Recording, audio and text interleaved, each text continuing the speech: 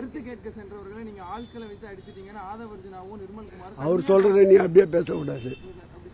என்ன நடந்த பப்ளிக்கும் தாவக்காக தான் சண்டை. எந்த ஊடகமாவது நீங்க பொதுமக்கள் பாதிக்கப்பட்டு தாக்குதலுக்கு உள்ளாக்கப்பட்டு ராஜீவ்காந்தி மருத்துவமனையில் சிகிச்சை பெற்று வருகிறார்கள், அதை குறித்து யாராவது பேட்டி எடுத்து போட்டீர்களா? வெறும் அவர்கள் சொன்னதையே பதிவு செய்கிறீர்கள். உண்மை நிலையை களத்திற்கு சென்று விசாரியுங்கள். அதே போன்று பாதிக்கப்பட்டு ராஜீவ்காந்தி மருத்துவமனையில் அனுமதிக்கப்பட்டிருப்பவர்கள் யார் என்பதை விசாரியுங்கள். முழுக்க முழுக்க பொதுமக்கள். இது பொதுமக்களுக்கும் அந்த இயக்கத்தை சார்ந்த அந்த கட்சியை சார்ந்தவர்களுக்கும் இடையே ஏற்பட்ட மோதல்.